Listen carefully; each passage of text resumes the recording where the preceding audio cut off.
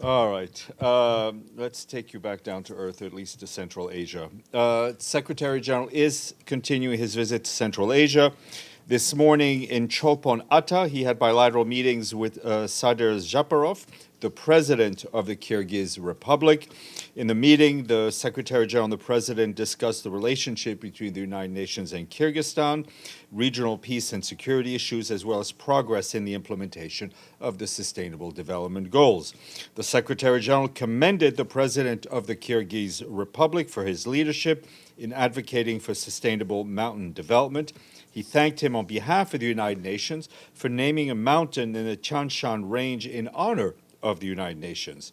After the meeting, the Secretary General visited a UNDP project related to the impacts on climate change. The project's primary focus is the restoration of engineered structures specifically designed to reduce the risk of mud flows. At the project, the Secretary General met with local community and civil society representatives. He also had a meeting with young activists on climate and environmental issues. The Secretary General told them how important their voices are in pushing for change around the world. In a joint press encounter with the Minister of Foreign Affairs of the Kyrgyz Republic, Jinbek Kulubayev, the Secretary General commended the country for its leadership on mountain issues and welcomed the adoption of the General Assembly resolution on sustainable mountain development, which is an initiative of Kyrgyzstan. The Secretary General noted around the world we see many serious challenges to multilateralism and a failure of countries to unite behind global solutions. He pointed that the Summit of the Future in September is indeed a pivotal opportunity for renewal and reform, and that Central Asian countries have a key role to play. He added that we will have a mountain to climb together, but Kyrgyzstan's expertise in this area will be more important than ever. Tomorrow, the Secretary General will head to Kazakhstan, where he will have bilateral meetings with the President, Kassym-Jomart Tokayev, among other engagements. Also today, the Secretary General spoke at the fourth Aswan Forum on Sustainable Peace and Development, which is taking place in Egypt. He did so via pre-recorded video message. He told participants at the forum that the meeting arrives at a difficult moment for Africa and the global family, as sustainable peace and development are being obstructed by enormous challenges. The Secretary General called for accelerated efforts to renew sustainable development goals and renewed his appeal for deep reforms to the global financial architecture so that developing countries can invest in jobs, gender equality, and education. The Secretary General said this year's theme for the conference reminds us of the need to re-envision global governance and amplify Africa's voice and leadership at the world stage, including at the UN Security Council and across the global financial system. He said he looks forward to strong and vocal African leadership at this September's Summit of the Future. And our colleague Jean-Pierre Lacroix, the head of the Peace Operations Department, is at the Aswan Forum in person. He's scheduled to participate in a panel tomorrow on the future of peace operations in Africa. Meetings today, he met with the Egyptian Ministers of Interior and Defense. Mr. Lacroix thanked them for their support and contribution to UN peacekeeping and discuss how we can collectively address the current challenges to multilateralism.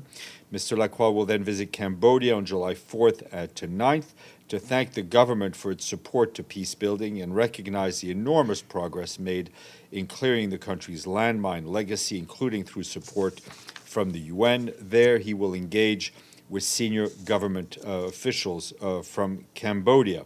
Mr. Lacroix will also visit a demining operation near a UNESCO World Heritage Site. And this morning, Hurricane Beryl, which is now ranked as an extremely dangerous Category 5 hurricane, is heading towards Jamaica. We've been following reports from Grenada and St. Vincent's and the Grenadines after the hurricane battered those islands as the strongest hurricane in the history of the Atlantic in the month of June. 7 agencies based in Grenada and 9 in St. Vincent and the Grenadines will be augmented by additional UN emergency teams in the coming days. Logistics are going to be a challenge given the island's dispersal, damaged infrastructure, and limited accessibility.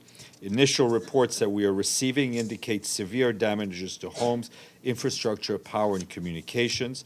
Sustained winds have increased to nearly 165 miles per hour, with higher gusts extending outward up to 40 miles.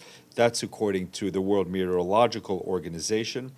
It takes just one landfalling hurricane to set back years of socio-economic progress, said the Deputy Secretary General of the WMO, Co Barrett. Hurricane Beryl is only just the start of what's been forecast to be an extremely intense 2024 hurricane season in the Atlantic. And just to focus on Haiti, as it is in the path of the hurricane, our colleagues at the Office of the Coordination of Humanitarian Affairs tell us that humanitarian agencies in the country are in close contact with Haitian authorities, as the country could be hit by heavy rains, strong winds, and landslides as Hurricane Beryl sweeps across the region. Sud, Sud-Est, and Grande Anse departments, all in the south of the country, could be the hardest hit in the next 24 hours. National authorities in Haiti have amplified early warning messages to populations to mitigate the potential impact of the landfall. UN agencies are, of course, standing ready to assist and have already taken anticipatory measures. For example, the World Food Program in Haiti is preparing to assist local authorities if the need arises. Immediate assistance would be in the form of locally sourced hot meals and distribution of high-energy biscuits, followed by food distribution and cash-based assistance. The hurricane season, which started on June 1st and runs through the end of November, could aggravate the living conditions of millions of Haitians who are already caught in a complex humanitarian crisis, as you know, marked by violence, food insecurity, and poor access to the most basic of social services. Adding to this, our colleagues at UNICEF said today the number of internally displaced children in Haiti has increased by an estimated 60% since the month of March. That's the equivalent of one child being displaced every minute. That's, of course, as a result of the ongoing violence we've been telling you about. According to the latest estimates, about 300,000 people, displaced people in Haiti, are children, and that's about half of all internally displaced people in that country. Already 6 months into the year, the $674 million humanitarian response plan for Haiti is only 24% funded, with only $168 American dollars in the bank. As a reminder, there will be a briefing in the Security Council tomorrow by the head of the UN Political Office in Haiti. She'll be here in person. We're trying to see if she will speak to afterwards at the stakeout.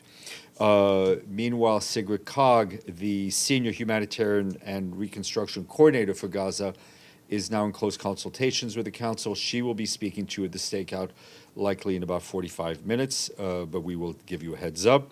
She told council members this morning that we have seen an increase in the volume of commercial cargo entering Gaza, albeit irregularly, and that that the UN is in discussions to ensure that commercial supplies align with the population's immediate needs. Since the start of the Israeli military operation in Rafah and the subsequent closure of the Rafah border crossing in early May, Ms. Kaag said the volume of aid entering and distributed across Gaza has dropped significantly. Military activities, the lack of safe routes inside Gaza continue to impact humanitarian operations. A nearly total breakdown of civil order has further led to an environment of lawlessness and criminality. This is worrying trend significantly hampers our ability to deliver on our mandate. Ms. Kaag told council members that Resolution 2720 has achieved significant progress, yet there's no substitute for political will, full respect for international humanitarian law, especially in the protection of civilians, and safe and enabling environment for the secure and effective distribution of aid. Turning to the situation on the ground with some updated information we're receiving from our humanitarian colleagues who are deeply concerned about the impact of the latest order of evacuation by Israel on tens of thousands of civilians, many of whom have been repeatedly displaced over the last 9 months. Yesterday, orders for evacuation of 117 square kilometers in Khan Yunis and Rafah governorates applied to about a third of the Gaza Strip, making it the largest such order since October, when residents were ordered to evacuate northern Gaza. OCHA underscores that an evacuation of such a massive scale will only heighten the suffering of civilians and drive humanitarian needs even higher. People are left with the impossible choice of having to relocate, some most likely for the second or even the third time, to areas that have barely any space or services, or stay in an area where they know the fighting will take place. Initial estimates by UNRWA indicates that nearly 250,000 people may have resided in the areas that are subject to the evacuation at the time the order was given. New evacuation order affects over 90 school buildings, many of which host displaced families, 4 medical points, and the European Gaza hospital area. The World Health Organization said that yesterday 70 patients had reportedly self-evacuated along with medical staff, with more patients having evacuated this morning.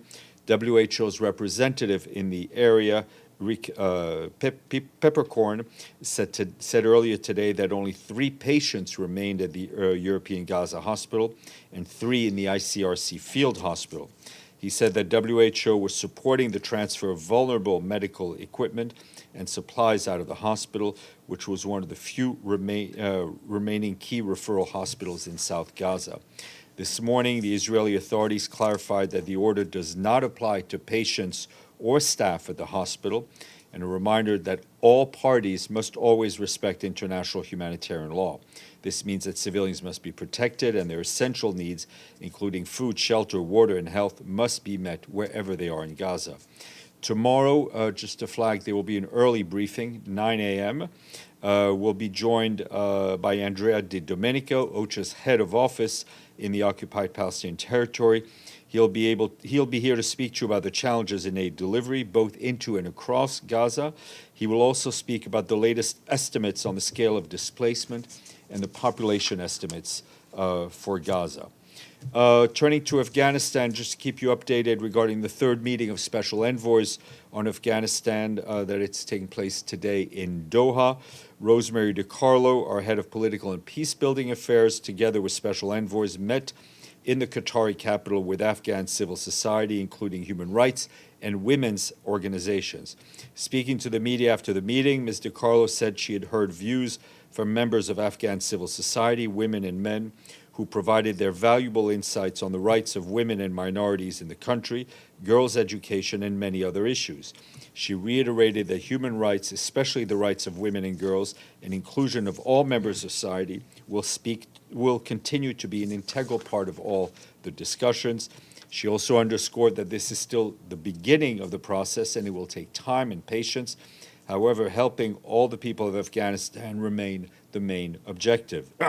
Answering questions on whether she thinks that human rights and civil rights is an internal issue in Afghanistan, Ms. DiCarlo stressed that she made it clear during the talks that Afghanistan has signed on to a number of treaties and international agreements that focused on human and civil rights, and Afghanistan as a country is bound by these agreements. Therefore, it's not an internal issue. A couple more updates for you. One from Sudan, where unfortunately fighting is spreading to other parts of the country and is having a huge impact on innocent civilians. The Office for the Coordination of Humanitarian Affairs says that it has been receiving reports of people becoming displaced in recent months following clashes between Sudanese armed forces and the Rapid Support Forces in Shenja town, located in Sennar State in the southeast part of Sudan. Latest figures indicate that more than 60,000 men, women, and children have already fled the fighting in that area. There are also reports of insecurity in Abu Hujar and Adali, also in the same state. Most of these people are moving east towards the neighboring state of Gedaref. The situation is extremely volatile, and our humanitarian colleagues fear that the number could increase in the coming days as the fighting between the parties continue. People are moving constantly in an elusive search for safety. We and our humanitarian partners are present at Gedaref and are preparing food and nutrition supply for the arrival of people that have fled their homes. However, we call on the parties to de-escalate immediately, to spare civilians, and ensure the safe passage of people who are fleeing the fighting and all conflict-impacted areas in Sudan. Alarming new food security projections confirm that Sudan is facing a hunger catastrophe on a scale not seen since the Darfur crisis in the early part of this century. Sudan is also the world's largest displacement crisis, with 9.1 million men, women, and children forced to flee from their homes. The spread is continuing, and the fighting will only worsen the already dire situation. And from the DRC, our colleagues from the peacekeeping mission in that country have started joint operations with the Congolese armed forces to protect civilians in the Madombo and Intende areas of Ituri province that are respectively controlled by the Zaire and Codeco armed groups. On June 30th, Congolese armed forces engaged suspected members of the Codeco with logistical support from our peacekeepers and gained control of a village named Lise. Meanwhile, in South Kivu, peacekeepers continue to hand over their bases in Minembwe and Mikenge to the Congolese authorities. That took place last Saturday as part of the mission's planned disengagement from that area. And staying in the DRC, our humanitarian coordinator there, Bruno Lemarquis, condemned yesterday's deadly attack on humanitarian workers in North Kivu. On June 30th, an armed attack on a humanitarian operation in Butembo killed 2 aid workers. At least 5 vehicles of a humanitarian partner were also set on fire. Since the beginning of the year, more than 170 security incidents have directly impacted have directly targeted humanitarian workers, resulting in at least 4 deaths and 20 injuries. Violence continues to displace people in North Kivu, creating significant additional humanitarian needs, while the $2.6 billion humanitarian appeal for the DRC is only 26% funded, with only $669 million in the bank. North Kivu province is home to 2.8 million displaced people.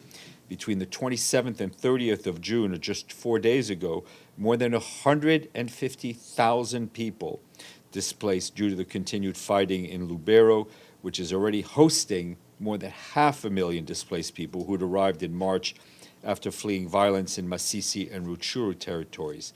Mr. Lemarquis reiterated his call for an immediate de-escalation of violence and political dialogue to find a sustainable solution to the conflict. That's it. No quiz, no money. What? Halas. No quiz, no money, but a question. Edie. Thank you, Steph.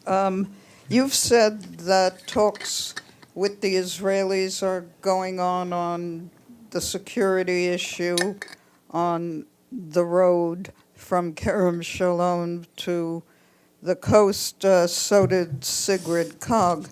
Are these talks making any headway, and is there any chance of using that road to deliver apparently a lot of aid that's been piling up in Kerem Shalom? Well, I mean, you know, we'll be able to announce progress when we're able to use the road. So the discussions are continuing. We're not going to sit on any positive news, I can tell you that much.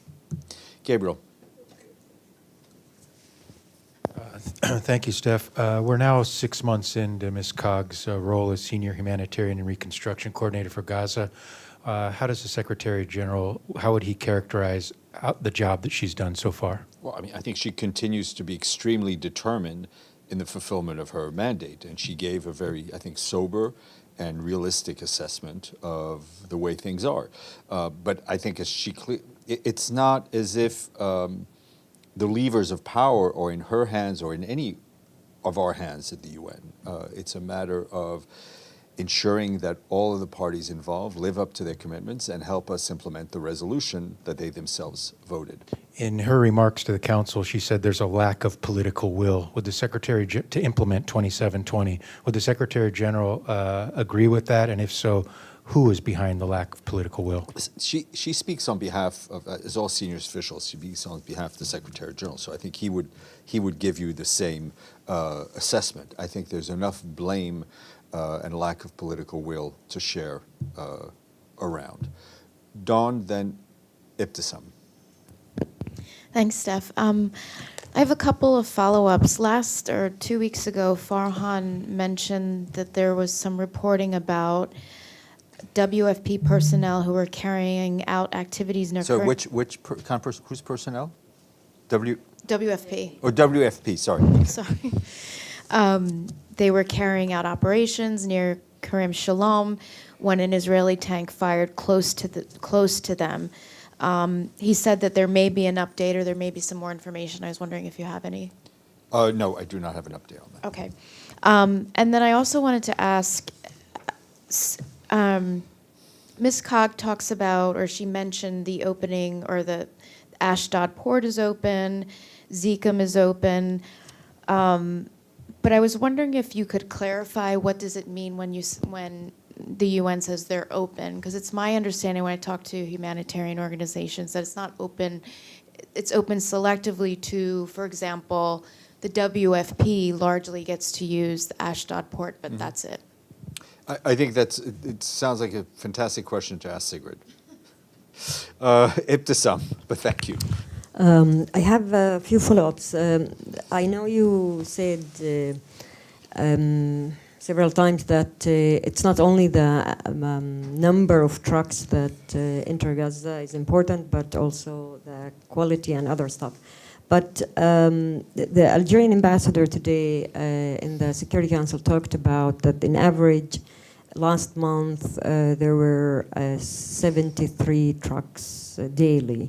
Can you confirm that number? Can we have still numbers? Because well, I'll that's tell you, really the number that I can share with you, because I think one of you, I can't remember who asked how much material we'd gone through the dock, right? It was Deji. So WFP tells us that they can confirm 2,800 metric tons in food items and an additional 121 metric tons of non-food items have already moved from the floating dock since Friday. I know UNRWA keeps if I'm not mistaken, a dashboard on these things, and OCHA does, so we can look, but these numbers are usually updated on a regular basis. But I can help you find them. yeah, but I mean these numbers don't say much to me. I mean the number of tons. What do you need? How do you translate these numbers in a way that we can understand? In the way we can all understand. Yeah, it's a challenge, right? Because one of the things we've been asking is for this sort of regular flow of aid, and that's not what we're getting. What we're able to pick up or we're able to distribute inside Gaza is not enough. And I know it's challenging for you and for all of us because sometimes we speak in trucks, sometimes we speak in metric tons. But I think we'll try to do a better job of giving you more holistic figures. Okay, I have another follow-up. Which role does UNRWA play now in Gaza? Like when it comes to aid distribution, are they having any role or? I mean, they continue to service the Palestinian population. They are mandated to serve, whether it's in terms of whatever support they can give in health and food, and they're part and parcel, and if not the heart of the UN humanitarian operation in Gaza. Last thing, I have a question about the same. I mean, the Israeli authorities on Monday destroyed the Araqib village in the Naqab in the south of Israel for the 227 times. And this is one of the more than 40 Bedouin villages of Palestinian citizens of Israel that so-called unrecognized for more than 70 years now. Do you have any comments on that? I hadn't seen that report, but I will look and get back to you. Abdelhamid. Thank you, Stéphane. Follow up on Sigrid Kaag briefing. It was really confusing. I don't want to comment on that. I wish I can ask her the question. But I felt that she ignored UNRWA. I mean, she just mentioned it in one single line in a very... So what is the question, Abdelhamid? The question, why? Why is... She reported on her mandate. I think she gave a very detailed briefing on her mandate. And she also spoke about UNRWA, but she spoke about her mandate. There's no effort, there's no plot, there's no conspiracy to erase UNRWA from our daily updates. I mean, I just mentioned them. I mention them every day. Okay. My second question. 2 days ago, Al Jazeera put on a video, a live shot video about Israeli forces using 2 Palestinians as a human shields. They put them in front of the tank. They were seen digging the floor, opening tunnels, and one of them was wounded. He was barefoot and with no shirt on top. Have you seen this video? Yes, and we spoke about this at a past briefing. I'm sorry, I missed that. That's okay. My last question, and for now. The UN group on arbitrary detention issued unanimously a recommendation to release Imran Khan, the former Pakistani prime minister, with no conditions. Does the SG support this recommendation? Look, it's a recommendation from an independent panel. We will want to see the current political situation, the current situation of Mr. Khan evolve in a much more positive way. Yes, sir. Go ahead. Thank you, Stéphane. I have a question about Syria. UK-based Syrian Observatory for Human Rights reported that 4 people were killed in Afrin in northwest Syria after clashes erupted between armed protesters and Turkish forces. I wonder, how concerned are you, and do you have a comment on that? Yes, we're indeed very concerned at the situation in Afrin and other areas in Syria. Our colleagues at OCHA are very closely monitoring the situation in the northwest. We've seen different demonstration erupt, notably in northern Aleppo yesterday. Protesters reportedly attacked vehicles, buildings, and commercial trucks entering the Bab al-Salam crossing, which is one of the critical crossings we use. That crossing, as well as Bab al-Hawa and Al-Ray, have been closed by the Turkish authorities until further notice.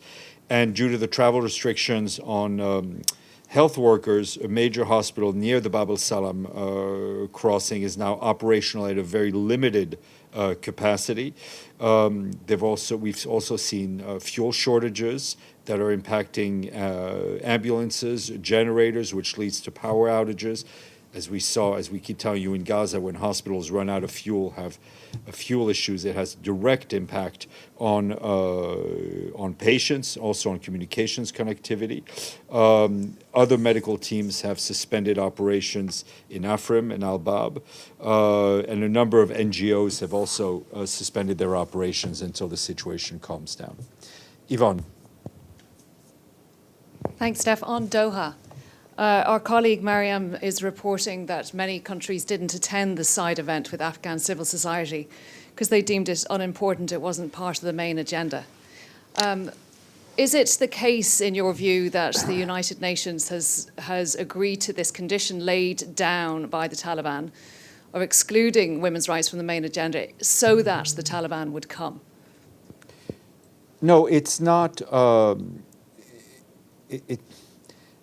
And I think, as Rosemary DiCarlo explained extensively at her various press briefings, the meeting between the special envoys and the de facto authorities was not meant to be an intra-Afghan meeting. It was meant to be a meeting of different envoys from different countries and the UN with the de facto authorities, so everybody could hopefully sing from the same song sheet, especially on issues of human rights, on women's rights, on narcotics. Ms. DiCarlo delivered that message. She delivered the message. She's been delivering the message in her meetings with the Taliban in preparation when she was in Kabul. Ms. Oltenbayeva, the special representative, has also done so in every meeting. UN officials have done so. We're not in a situation where we can force envoys to attend or not to attend meetings. We were there. We were there in all meetings, and again, as Ms. DiCarlo said, there were different formats, but the issues that we all care about, that we speak about from every day, on women's rights, on human rights, and other the conditions in Afghanistan were at the forefront of all the discussions.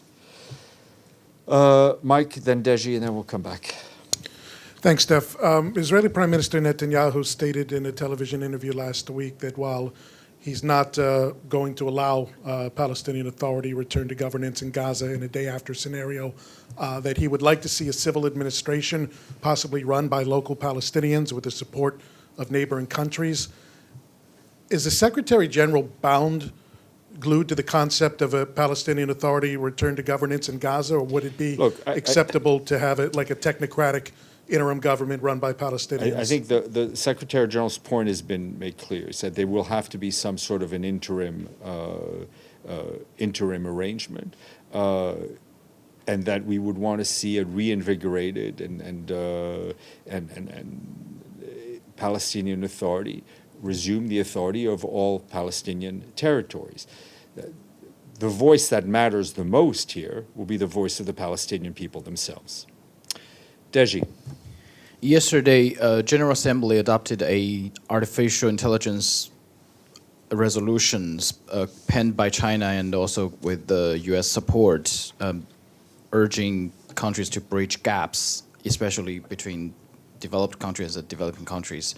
Do you think this would be a positive influence? On artificial intelligence? Yes. Do you think this would be a positive influence for capacity building via the UN platform, especially for developing countries? We would very much hope so. Okay. Edie. Thank you, Steph. 2 follow-ups. First, on Syria, does that mean that there's only one crossing now from Turkey open into the northwest? From my count, it means there are none. There are none. Yeah. So both Bab al-Salam... All 3. Bab al-Salam, Bab al-Hawa, and al-Ray are closed. Yeah. So what is the UN doing to talk to the Turkish authorities about opening at least one of them? Well, we're in discussion. I mean, there's been violence, there's been demonstration. The Turkish authorities took the decision to close the crossings. We hope that they will be reopened at the earliest possible time, and that's the message we are delivering. And on Haiti, can we get an update on when any of the other countries may be deploying their police contingents? We will again try to do so as much as we can. Michelle.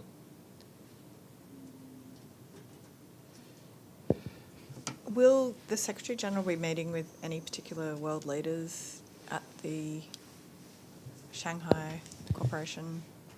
He will be. I'm no doubt he will have a number of bilaterals as soon as always in these summit meetings where we are guests. Those things are sometimes arranged at the last minute, but we will share with you those meetings.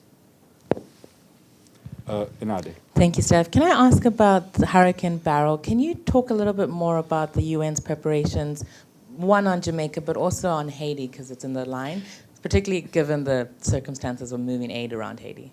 I mean, the situation in Haiti for us is extremely worrying. The country in itself before the hurricane was already in dire situation. The security situation is not making any better. We are pre-position aid. We're ready to help as soon as the storm hits and before. We are also very much appealing for strong international solidarity with St. Vincent and the Grenadines and the other islands that have been hit by the hurricane. These small island states that the Secretary General has often visited are again bearing the brunt of natural disasters, and it is critical that we see international solidarity. Can I have a quick follow-up? Yeah. In the name of international solidarity, is there any updates on the fund for the multinational security support force? Has there been more money? I don't think more is the word we would use, but we will find out. Deji. Also, two updates to ask. First, do you have any update on the OIOS investigation on UNRWA? It is ongoing. It's still ongoing. Yes. The second, it's July, so may It we is know? July. May we know who is going to take the baton of Mr. Martin Griffith? I'm glad I'm glad you support the question. Thank you for your support. Yeah. The baton is currently being held by Joyce Masuya, who is the acting emergency relief coordinator. She was, prior to Martin's departure, the number 2, the assistant secretary general. The recruiting process is ongoing. As soon as we have something to share with you, we will do so. But OCHA has a leader, and it's operating as it always has, with great effectiveness.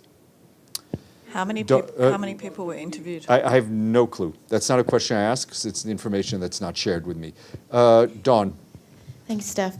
I wanted to follow up on something you said yesterday in the briefing about the WFP hiring or contracting out to commercial Right.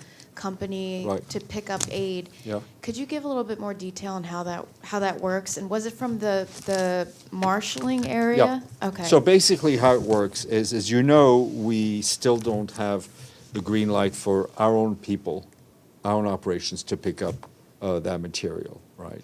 But there was a very strong willing desire from our colleagues at the World Food Program to ensure that that aid does not spoil, right? I mean, it took great effort to get it there, from Cyprus, on the pier. I mean, so a lot of people put a lot of effort into it. The solution that they found was to hire a private contractor to bring the aid to the World Food Program warehouse.